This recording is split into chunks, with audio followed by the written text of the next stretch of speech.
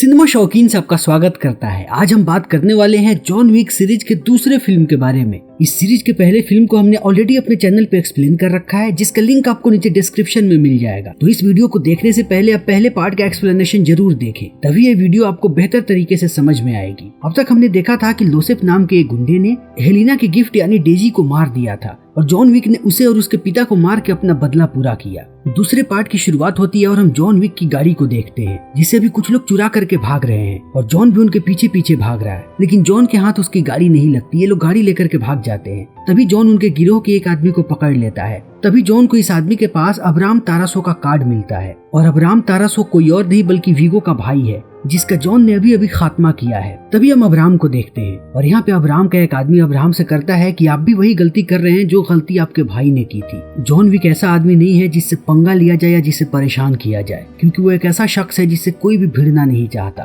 क्योंकि अगर वो एक बार किसी के पीछे पड़ जाता है या उसे मारने की ठान लेता है तो वो उसे बिना मारे नहीं रहता है। और अब यहाँ पे अब्राम को अपनी गलती का थोड़ा बहुत एहसास होने लगता है। तभी हम जॉन को देखते हैं जो कि अब्राम के अड्डे पे पहुंच चुका है और अब वो अब्राम के सारे आदमियों को मार देता है जितने भी लोग यहाँ पे मौजूद होते हैं, और फिर अपनी गाड़ी लेकर के यहाँ से जाने लगता है। लेकिन अब्राम के आदमी इसका पीछा नहीं छोड़ते, लेकिन जॉन भी पीछे हटने वालों में से नहीं है, इसीलिए वो इनका जम के मुकाबला करता है और इन सारे लोगों को मार देता है। और जॉन को ये बात भी समझ में आ जाती है कि अब्राहम उसका पीछा नहीं छोड़ेगा, इसीलिए जॉन पहुंचता है अब्राहम के पास और वहाँ अब्राहम के आसपास जितने भी लोग होते हैं जॉन सबको मार देता है और अब्राहम को कहता है कि मेरी तुमसे कोई भी आपसी दुश्मनी नहीं है। अगर तुम अपने आदमियों को ऐसे ही भेजते रहे तब मैं ऐसे ही सबको मारता रहूंगा और अंत में तुम्हारी बारी आएगी। लेकिन अगर तुम मेरे रास्ते में नहीं आए तो मैं भी तुम्हारे रास्ते में नहीं आऊंगा और हमारे बीच ऐसे ही शांति बनी रहेगी। और अब्राहम इस बात को मान जाता है और कहता है कि आज के बाद वो जॉन के रास्ते में नहीं आएगा। और अब जॉन अपनी गाड़ी लेकर के वापस चला आता है, लेकिन जॉन की गाड़ी की हालत बहुत ही ज्यादा खराब हो चुकी है, इसीलिए अगले दिन वो ऑरेलियो को बुलाता है और उसे अपनी गाड़ी हैंड ओवर कर देता है ताकि वो उसकी गाड़ी को ठीक कर सके। तभी जॉन के घर पे एक आदमी आता है जिसका नाम होता है Santino de Antonio. Santino Camorra organisation का बॉस है। कमोरा एक इटालियन क्रिमिनल ऑर्गेनाइजेशन है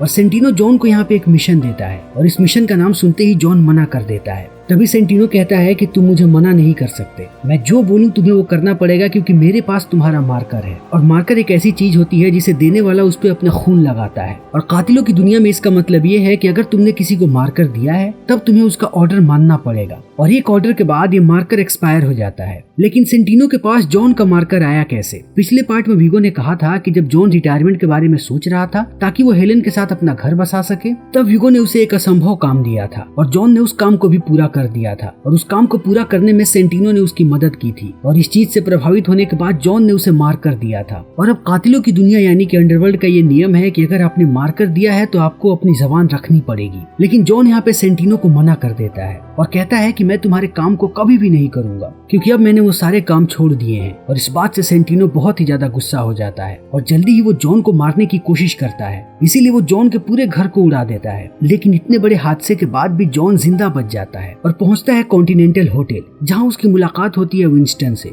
और विंस्टन यहाँ पे जॉन से कहता है कि तुम शायद हमारी दुनिया के सबसे महत्वपूर्ण 2 नियमों को भूल रहे हो, तो मैं तुम्हें एक बार फिर से उन नियमों को याद दिलाता हूँ। सबसे पहला नियम ये है कि कॉन्टिनेंटल के ग्राउंड पे कभी भी खून खराबा नहीं होगा, और दूसरा नियम है कि अगर तुमने मारकर दिया है तब तुम्हें सामने वाले का आदेश मानना पड़ेगा। लेकिन तुमने दूसरे नियम को तोड़ा है, इसीलिए तुम खुशकिस्मत हो कि तुम अभी तक जिंदा हो। और अगर जल्दी ही तुमने मारकर के आदेश का पालन नहीं किया तब पूरा का पूरा अंडरवर्ल्ड तुम्हारे पीछे होगा और जल्दी ही तुम्हें एक्सकम्युनिकाडो घोषित कर दिया जाएगा। तो अब तुम्हें चुनना है कि तुम्हें क्या करना है, क्या तुम्हें पूरी दुनिया से लड़ना है या फिर सेंटिनो के एक मिशन को पूरा करना है। और जॉन यहाँ पे कहता है कि सेंटिनो ने उसके पूरे घर को तबाह कर दिया है और उसे मारने की भी कोशिश की थी। और विंस्टन कहता है कि इन सब के बावजूद भी तुम सेंटिनो को नहीं मार सकते, क्योंकि मार्कर का नियम है कि आपने जिसे मारकर दिया है आप उसे नहीं मार सकते। लेकिन एक बार आपने मार्कर का आदेश पूरा कर दिया और आप उस बंधन से मुक्त हो गए, उसके बाद आप जो चाहे वो कर सकते हैं। और विंस्टन यहाँ पे ये कहने की कोशिश करता है कि पहले तुम मार्कर के आदेश को पूरा करो और उसके बाद तुम सेंटिनो को मार सकते हो। और यहाँ पे जॉन को सारी बातें समझ में आ जाती हैं और वो पहुंचता है सेंटिनो के पास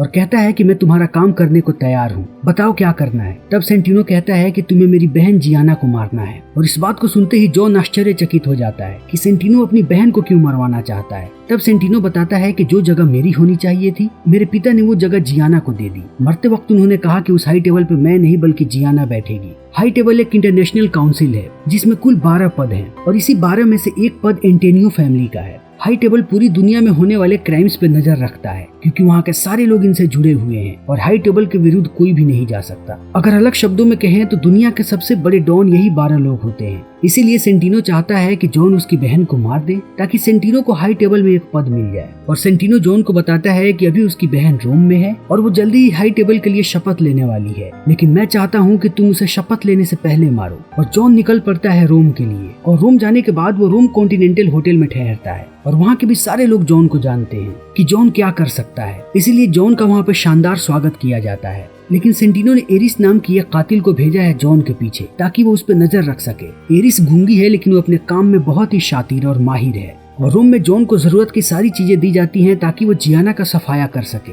जॉन यहाँ पे अपने लिए नई बंदूकें और एक नया सूट सिलवाता है और इस सूट की सबसे बड़ी खासियत होती है कि ये बुलेट प्रूफ होता है। और अब जॉन पूरी तरीके से तैयार है जियाना का सफाया करने के लिए, इसीलिए उस जगह पे पहुंचता है जहाँ पे जियाना रहती है। लेकिन जियाना के आसपास बहुत सारे उसके बॉडीगार्ड्स होते हैं, लेकिन जॉन को पता है कि जियाना कब अकेली होगी क्योंकि जॉन जियाना को बहुत पहले से जानता है। और वैसा ही होता है, जियाना जल्दी ही अपने सारे गार्ड्स को बाहर भेज देती है और जब वो अकेली होती है तब जॉन उसके पास पहुंचता है। और जॉन को यहाँ देखते ही जियाना समझ जाती है कि कुछ तो गड़बड़ है, इसीलिए वो जॉन से पूछती है कि अचानक तुम रोम में क्या कर रहे हो। फिर जॉन जियाना को पूरी सच्चाई बताता है और कहता है कि तुम्हारे भाई सेंटिनो ने मुझे यहाँ पे मारने के लिए भेजा है। मैं तुम्हें मारना नहीं चाहता, मेरी तुमसे कोई भी आपसी दुश्मनी नहीं है, लेकिन मैं मारकर के आदेश के तले दबा हुआ हूँ, इसीलिए मजबूरन मुझे तुम्हें मारना पड़ेगा। और इन बातों को सुनने के बाद जियाना समझ जाती है कि जॉन ने उसे मारने का सोच लिया है और अगर एक बार जॉन ने जिसे मारने का सोच लिया उसे दुनिया में कोई भी नहीं बचा सकता। और अब जियाना जॉन से कहती है कि मुझे मारने वाला अभी तक कोई भी दुनिया में पैदा नहीं हुआ, लेकिन मुझे पता है कि तुम मुझे मार दोगे, इसीलिए मेरी तुमसे विनती है कि तुम मेरे आत्मसम्मान को बचाने दो।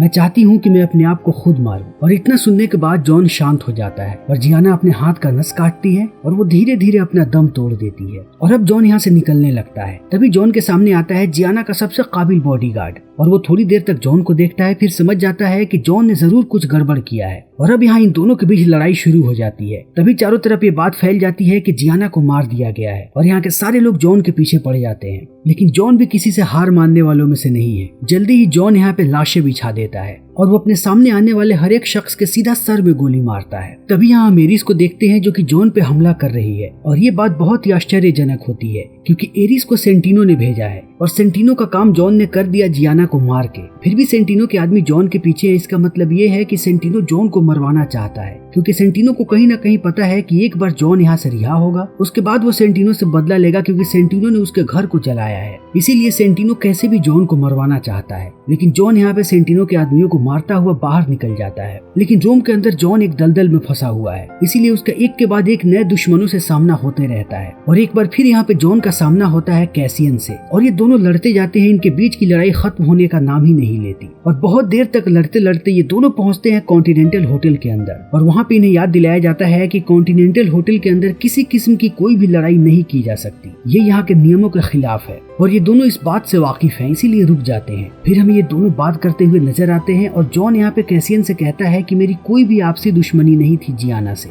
मैं मार्कर के नियमों तले दबा हुआ था, इसीलिए मुझे ये करना पड़ा। और कैसियन उससे कहता है कि तुम अपनी जगह पे सही हो, तुमने अपनी जिम्मेवारी को बखूबी निभाया और अब मेरी बारी है कि मैं अपनी जिम्मेवारी को बखूबी तरीके से निभाऊं। जियाना मेरी जिंदगी में कुछ मायने रखती थी और मैं उसका बदला लेके रहूंगा। तभी जॉन विक के पास कॉल आता है सेंटिनो का और सेंटिनो यहाँ पे अजीब बातें करने लगता है। वो कहता है कि तुमने मेरी बहन का कत्ल किया है और अब मैं उसका बदला लूंगा। और जॉन समझ जाता है कि सेंटिनो उसे कैसे भी मारना चाहता है और अब सेंटिनो को बहाना भी मिल गया है इसे मारने का। और अब सेंटिनो जॉन को मारने के लिए कोई भी कीमत देने को तैयार है, इसीलिए वो जॉन के सर पे $7 मिलियन का इनाम रखता है। और जल्दी ये खबर हर जगह फैल जाती है कि जॉन विक के सर पे $7 मिलियन का इनाम है। तभी हम विंस्टन को देखते हैं जो कि सेंटिनो के पास आ गया है और विंस्टन सेंटिनो से कहता है कि तुम शायद नियमों को भूल चुके हो। जैसे ही मार्कर का आदेश पूरा होता है, मार्कर वापस करना पड़ता है और यहाँ पे सेंटिनो जॉन विक का मार्कर वापस कर देता है। और सेंटिनो विंस्टन से कहता है कि अब जॉन के दिन पूरे हो चुके हैं, जल्दी ही उसका खात्मा हो जाएगा। और विंस्टन कहता है कि तुम्हें अच्छी तरीके से पता है कि जॉन क्या चीज है, तुम शायद भूल चुके हो कि जॉन ने अपनी जिंदगी में कितने लोगों का खात्मा किया है।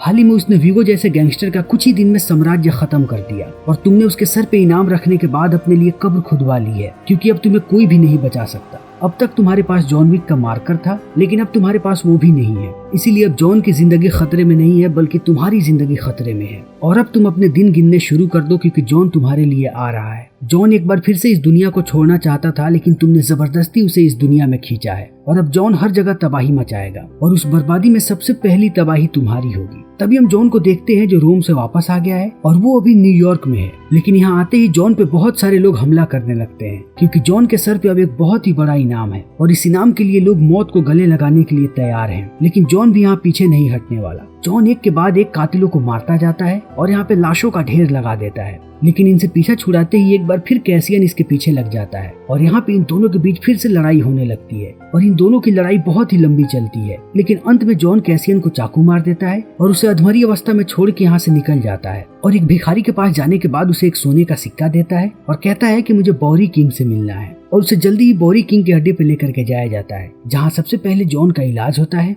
और फिर बॉरी किंग जॉन से मिलता है। बॉरी किंग एक अंडरवर्ल्ड क्राइम लॉर्ड है।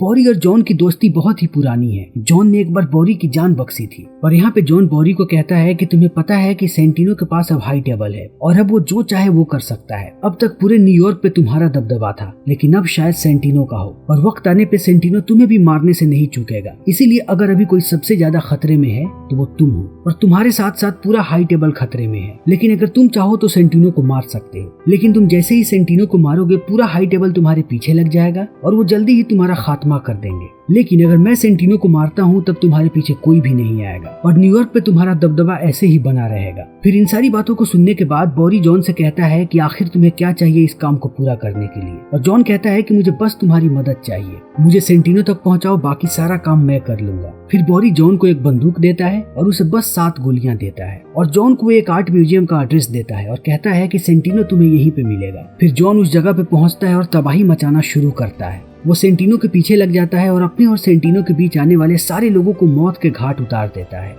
लेकिन सेंटिनो के पास बहुत सारे लोग होते हैं, वो बार बार जॉन पे हमला करते रहते हैं और जॉन उन सब लोगों को मार रहा होता है और सबका खात्मा करने के बाद जॉन सेंटिनो के पीछे पहुंचता है एक शीशे वाले भूल भुलैया में और यहाँ पे सेंटिनो जॉन से कहता है कि अगर तुमने मुझे मारा तब तुम्हारे पीछे और भी ज्यादा लोग आएंगे क्योंकि अब मैं हाई टेबल का एक मेंबर हूँ। और जॉन कहता है कि मुझे इस बात से कोई भी फर्क नहीं पड़ता, मैं ये सब काम छोड़ चुका था लेकिन तुमने मुझे इस काम में वापस खींचा है और अब मेरी जिंदगी यही है, अब मैं तुम सब का सफाया करूंगा। और सेंटिनो यहाँ पे कहता है कि मुझे लगता है कि तुम्हारी जिंदगी का मकसद खत्म हो चुका है और तुम्हारी जिंदगी में बस एक ही मकसद है और वो है बदला, इसीलिए तुम हर चीज का बदला लेना चाहते हो।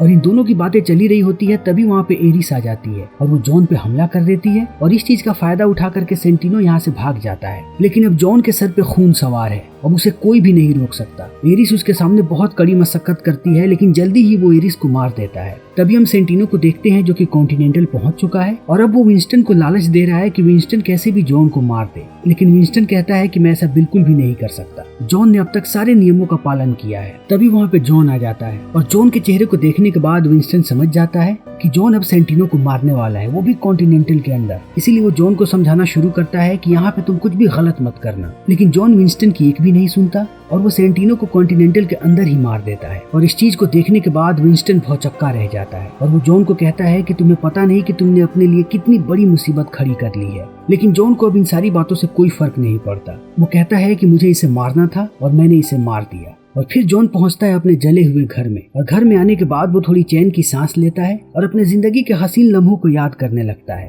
तभी यहाँ पे एक आदमी आता है और वो जॉन को विंस्टन के पास लेकर के जाता है और यहाँ पे विंस्टन जॉन से कहता है कि तुम्हारी जिंदगी का सबसे खराब पल आ चुका है।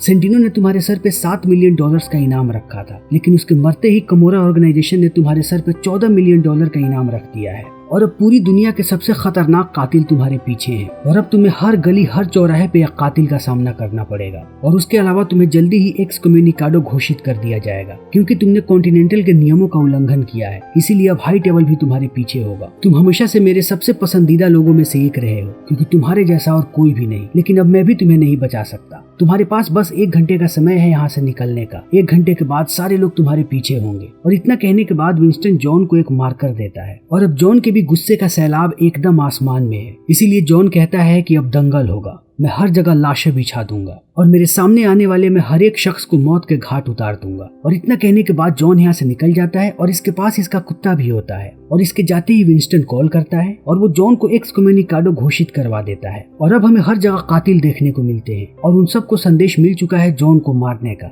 इसीलिए ये सारे कातिल चौकन्ने हो चुके हैं और वो जॉन को घूर रहे हैं। और ये फिल्म यहीं पे खत्म हो जाती है। लेकिन जॉन विक की कहानी यहीं पे खत्म नहीं होती। इसके आगे की कहानी यानी कि इस सीरीज के तीसरे फिल्म को हम जल्दी ही अपने चैनल पे एक्सप्लेन करने वाले हैं। तो अगर आपको हमारी ये वीडियो पसंद आई हो तो इसे लाइक करें, शेयर करें और चैनल को सब्सक्राइब करें। Thank you.